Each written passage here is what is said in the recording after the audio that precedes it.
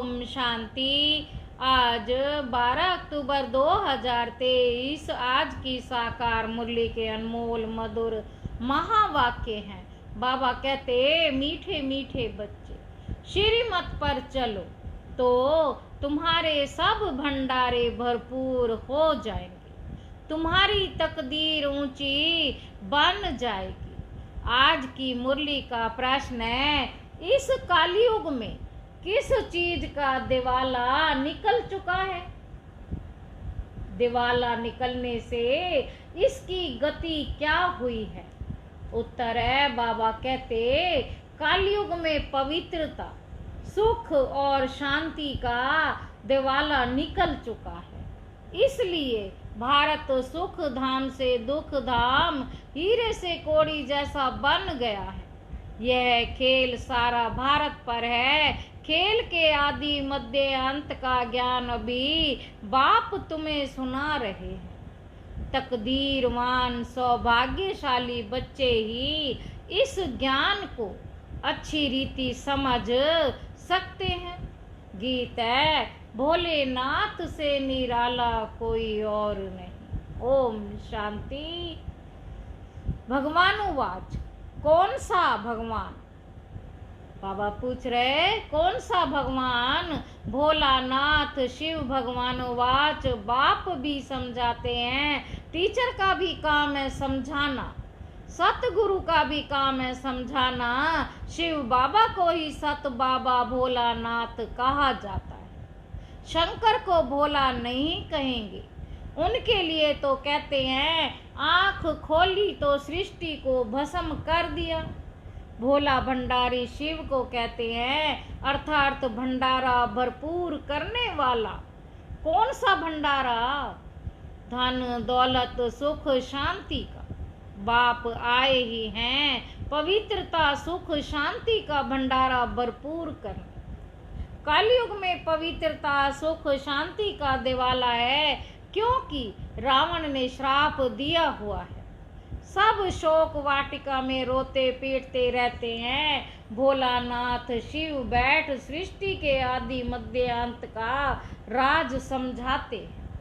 अर्थात तुम बच्चों को त्रिकालदर्शी बनाते हैं। ड्रामा को तो और कोई जानते नहीं, माया ने बिल्कुल ही बेसमझ बना दिया है। भारत का ही ये हार जीत सुख दुख का नाटक है। बाबा कहते, भारत हीरे जैसा सॉल्वेंट था, अब कोड़ी जैसा इनसॉल्वेंट है। भारत सुख धाम था, अब दुख धाम है। भारत हेवन था, अब हेल है। हेल से फिर हेवन कैसे बनता है? उसके आदि मध्य अंत का ज्ञान सिवाय ज्ञान सागर के कोई समझा ना सके। यह भी बुद्धि में निश्चय होना चाहिए। निश्चय उनको होता है जिनकी तकदीर खुलनी होती है। जो सौभाग्यशाली बनने वाले हैं, दुर्भाग्यशाली तो सब हैं ही। दुर्भाग्यशाली माना तकदीर बिगड़ी हुई है, भ्रष्टाचारी है। बाप आकर श्रेष्ठाचारी बनाते हैं, परंतु उस बाप को भी कोई मुश्किल समझ सकते हैं, क्योंकि उनको देह नहीं है। सुप्रीम आत्मा बात करती है, पावन आत्माएं होती ही हैं सतयुग में। कलयुग में सब पतित हैं, अनेक मनोकामनाएं लेकर जगदम्बा के पास जाते हैं। बाबा कहते, अनेक मनोकामनाएं लेकर जगदम्बा के पास जाते हैं, जानते कुछ भी नहीं, फिर भी बाप कहते हैं, जो जो जिस जिस भावना से पूजा करते हैं, तो मैं उनको अल्पकाल क्षण भंगुर लिए फल दे देता। जड़ मूर्ति कभी उसका फल नहीं दे सकती। फल देने वाला, अल्पकाल सुख देने वाला मैं ही, और बेहद के सुख का दाता भी मैं ही हूँ। मैं दुख दाता नहीं हूँ, मैं तो दुख हरता सुख करता। तुम आए हो सुख धाम में, स्वर्ग का वर्षा पानी। इसमें परहेज बहुत है, बाप समझाते हैं। आदि में है सुख, फिर मध्य में भक्ति मार्ग शुरू होता है, तो सुख पूरा हो दुख शुरू होता है। फिर देवी देवता वाम मार्ग विकारी मार्ग में गिर पड़ते। फिर देवी देवता वाम मार्ग विकारी मार्ग में गिर पड़ते। जहां से ही फिर भक्ति शुरू होती है तो आदि में सुख, मध्य में दुख शुरू होता है, अंत में तो महान दुख ही दुख। बाप कहते अब सर्व का शांति सुखदाता मैं हूं, तुमको सुख धाम में चलने लिए तैयार कर रहा हूं। बाकी सब हिसाब किताब चुकतो कर शांति धाम में चले जाए। सजाएं तो बहुत खाएंगे, ट्रिब्यूनल बैठती है, बाबा ने समझाया है। काशी में भी बलि चढ़ते हैं। काशी कलवट कहते हैं ना। अब काशी में है शिव का मंदिर, वहां भक्ति मार्ग में शिव बाबा की याद में रहते हैं। कहते हैं बाबा बस अब आपके पास आऊं। बहुत रो रो कर शिव पर बलि चढ़ते तो अल्पकाल क्षण भंगुर थोड़ा फल मिल जाता है। यहाँ तुम बलि चढ़ते हो अर्थात जीते जी शिव बाबा का बनते हो 21 जन्म का वर्षा पाने के लिए। जीव घात की बात ही नहीं, जीते जी बाबा मैं आपका हूँ। वह तो शिव पर बलि चढ़ते हैं, मर जाते हैं, समझते हैं हम शिव बाबा का बन जाऊं, परंतु बनते नहीं। यहाँ तो जीते जी बाप का बने, गोद में आए, फिर बाप की मत पर चलना पड़े, तब ही श्रेष्ठ देवता बन सकते। तुम अब बन रहे हो कल्प कल्प, तुम यहाँ पुरुषार्थ करते आए हो, यह कोई नई बात नहीं। दुनिया पुरानी होती है फिर जरूर नई चाहिए ना। भारत नया सुख धाम था, अब पुराना दुख धाम है। मनुष्य इतने पत्थर बुद्धि है जो ये नहीं समझते कि सृष्टि एक ही है, वह सिर्फ नई और पुरानी होती है। माया ने बुद्धि को ताला लगाए बिल्कुल ही तुच्छ बुद्धि बना दिया है। इसलिए ऑक्यूपेशन जानने बिगड़ ही देवताओं की पूजा करते रहते हैं। इसको ब्लाइंड फेथ कहा जाता है। देवियों की पूजा में करोड़ों रुपए खर्च करते हैं, उनकी पूजा कर खिला पिला कर फिर समुद्र में डुबो देते हैं। तो ये गुड़ियों की पूजा हुई ना, इससे क्या फायदा? बाबा पूछते ये गुड़ियों की पूजा हुई ना, इससे क्या फायदा? कितना धूमधाम से मनाते, खर्चा करते, हफ्ता बाद जैसे शमशान में दफन करते हैं वैसे ये फिर सागर में डुबो देते। भगवानोवाच यह आसुरी संप्रदाय का राज्य है, मैं तुमको देवी संप्रदाय बनाता हूँ। बाबा कहते यह आसुरी संप्रदाय का राज्य है, मैं तुमको देवी संप्रदाय बनाता हूँ। कोई को निश्चय बैठना बड़ा कठिन है, क्योंकि साकार में नहीं दिखते ना। अंगरखा साकार में था तो अनेक उनके कितने फॉलोअर्स थे, उनको सोने हीरे में वजन करते थे। इतनी महिमा कोई बादशाह की भी नहीं होती। तो बाप समझते हैं इनको अंधश्रद्धा कहा जाता है, क्योंकि स्थायी सुख तो है नहीं। स्थायी सुख तो नहीं है ना, बहुत गंदे भी होते हैं। बड़े बड़े आदमियों से बड़े बड़े पाप होते हैं। बाप कहते मैं गरीब निवास हूँ, बाबा कहते मैं गरीब निवास हूँ, गरीबों से इतने पाप नहीं होंगे। इस समय सब पाप आत्माएं हैं, तुम को बेहद का बाप मिला, फिर भी घड़ी घड़ी उनको भूल जाते हो। अरे तुम आत्मा हो ना, आत्मा को भी कभी कोई ने देखा ही नहीं। समझते हैं स्टार मिसल भ्रुकुटी के बीच में रहती है।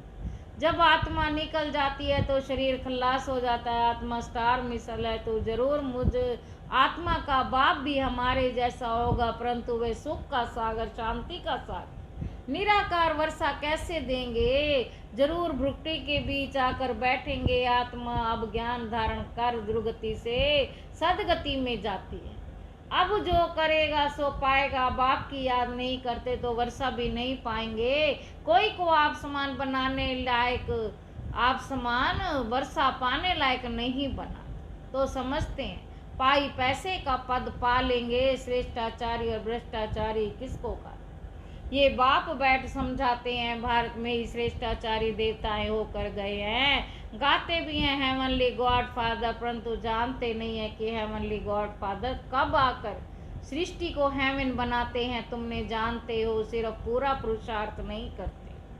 वह भी ड्रामा अनुसार होना है जितना जिसकी तकदीर में है। बाबा से अगर कोई पूछे तो बाबा झट बता सकते कि इस चलन में तुम्हारा अगर शरीर छूट जाए तो यह पद पाएंगे, परंतु पूछने की भी हिम्मत कोई नहीं रखते हैं। जो अच्छा पुरुषार्थ करते हैं वह समझ सकते हैं हमने कितने अंधों की लाठी बनते। बाप भी समझ जाते हैं ये अच्छा पद पाएंगे, ये बच्चा कुछ भी सर्विस नहीं करता, तो वहां भी दास दासी जाकर बनेंगे, झाड़ू आदि लगाने वाले, श्री कृष्ण की पालना करने वाले, महारानी का श्रृंगार करने वाले। दास दासियां भी होती हैं ना, वह पावन राजाएं। ये पतित राजाएं तो पतित राजाएं पावन राजाओं के मंदिर बनाकर उन्हों की पूजा करते, जानते कुछ भी नहीं। बाबा कहते बिरला मंदिर कितना बड़ा है, कितने लक्ष्मी नारायण के मंदिर बनाते हैं, परंतु जानते नहीं कि लक्ष्मी नारायण कौन है। फिर उनको कितना फायदा मिलेगा। अल्पकाल का सुख जगदम्बा के पास जाते ये थोड़ी ही जानते कि जगदम्बा ही लक्ष्मी बनती है। इस समय तुम जगदम्बा से विश्व की सब मनोकामनाएं पूरी कर रहे हो, विश्व का राज्य ले रहे हो, जगदम्बा तुमको पढ़ा रही है, वो फिर लक्ष्मी बनती, जिससे फिर वर्ष वर्ष भीख मांगते हो। कितना फर्क है। लक्ष्मी से हर वर्ष पैसे की भीख मांगते, लक्ष्मी को ऐसे नहीं कहेंगे हमको बच्चा चाहिए या बीमारी दूर करो, नहीं, लक्ष्मी से तो सिर्फ धन मांगते हैं, नाम की। लक्ष्मी पूजन जगदम्बा से बहुत कुछ मांगते हैं, वह सब कामनाएं पूरी करने वाली है। अभी तुमको जगदम्बा से मिलती है स्वर्ग की बादशाही।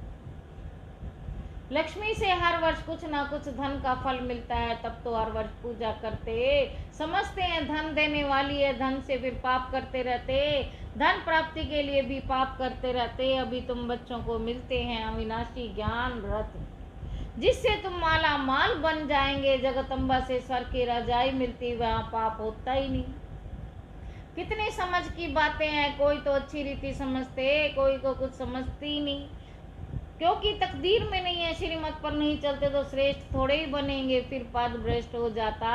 सारी राजधानी स्थापन हो रही है, ये समझाना है। गॉड फादर हेवनली किंगडम स्थापन कर रहे हैं, फिर भारत हेवन बन जाएगा। इसको कहा जाता है कल्याणकारी, इसको कहा जाता है कल्याणकारी युग। स्वर्ग कैसा होता है? स्वर्ग तो जरूर यहाँ होगा ही नहीं। थोड़ा भी सुना तो स्वर्ग में आएंगे परंतु पढ़ेंगे नहीं। तो जैसे भील है, प्रजा भी नंबरवार होती है ना, परंतु वहाँ गरीब साहूकार सुख सबको रहता है। यहाँ तो दुख ही दुख है। भारत स्वर्ग में सतयुग में सुख धाम था, कलयुग में दुख धाम है। ये वर्ड की हिस्ट्री ज्योग्राफी रिपीट होनी है। गॉड एक है, वर्ड भी एक है। नई वर्ड में पहले भारत, अभी भारत पुराना है, जिसको फिर नया बनाना है। ये वर्ड की हिस्ट्री ज्योग्राफी ऐसे रिपीट होती रहती है। वहाँ सिपाही लोग होते ही नहीं, क्योंकि वहाँ डर होता ही नहीं। यहाँ तो डर है, इसलिए सिपाही आदि रखते हैं। भारत में टुकड़े टुकड़े कर दिए। सतयुग में पार्टीशन होता ही नहीं। लक्ष्मी नारायण का एक ही राज्य चलता है, पाप कोई होता नहीं। अब बाप कहते हैं बच्चे मेरे से सदा सुख का वर्षा लो, मेरी मत पर चलकर सदगति का मार्ग एक ही बाप दिखाते हैं। मेरी मत पर चलकर सदा सुख का वर्षा लो, सदगति का मार्ग एक बाप ही दिखाते हैं। ये है शिव शक्ति सेना जो भारत को स्वर्ग बनाती है। ये तन मन धन सब इस सेवा में लगाते हैं। उस बापूजी ने क्रिश्चियन को भगाया, ये भी ड्रामा में था, परंतु उनसे कोई सुख नहीं हुआ। यह मिलेगा, ये होगा, मिलना है सिर्फ बाप से, बाकी ये तो सब खत्म हो जाएगा। कहते हैं बर्थ कंट्रोल करो, उसके लिए माथा मारते रहते हैं, होगा कुछ भी नहीं। अभी थोड़ी लड़ाई शुरू हो जाए तो फैमन पड़ जाएगा, एक दो में मारा मारी हो जाएगी। अच्छा, मीठे मीठे सिक्की लदे बच्चों प्रति माता पिता बाप दादा का याद प्यार और गुड मॉर्निंग। रूहानी बाप के रूहानी बच्चों को नमस्ते। हम रूहानी बच्चों के रूहानी बाप दादा को याद प्यार और गुड मॉर्निंग। नमस्ते बाबा, नमस्ते। शुक्रिया बाबा, शुक्रिया। धारणा के लिए मुख्य सार पहला पॉइंट है, जीते जी बाप पर बलि चढ़ना है। जीते जी बाप पर बलि चढ़ना है, अर्थात बाप का बनकर बाप की ही श्रीमत पर चलना है। आप समान बनाने की सेवा करनी है।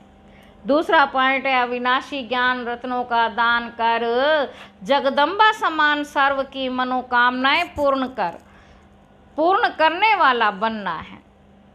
आज की मुरली का वरदान है, सेवाओं में सदा सहयोगी बन। सहज योग का वरदान प्राप्त करने वाले विशेषता संपन्न भव। ब्राह्मण जीवन विशेषता संपन्न जीवन है। ब्राह्मण बनना अर्थात सहज योगी भाव का वरदान प्राप्त करना, यही सबसे पहला जन्म का वरदान है। इस वरदान को बुद्धि में सदा याद रखना है। ये है वरदान को जीवन में लाना। वरदान को जीवन में लाना, वरदान को कायम रखने की सहज विधि है। सर्व आत्माओं के प्रति वरदान को सेवा में लगाना। सेवा में सहयोगी बनना ही सहज योगी बनना है। तो इस वरदान को स्मृति में रख विशेषता संपन्न बनो। स्लोगन है, अपने मस्तक की मणि द्वारा स्वयं का स्वरूप और श्रेष्ठ मंजिल का साक्षात्कार कराना ही लाइट हाउस बनना है। अच्छा, ओम शांति।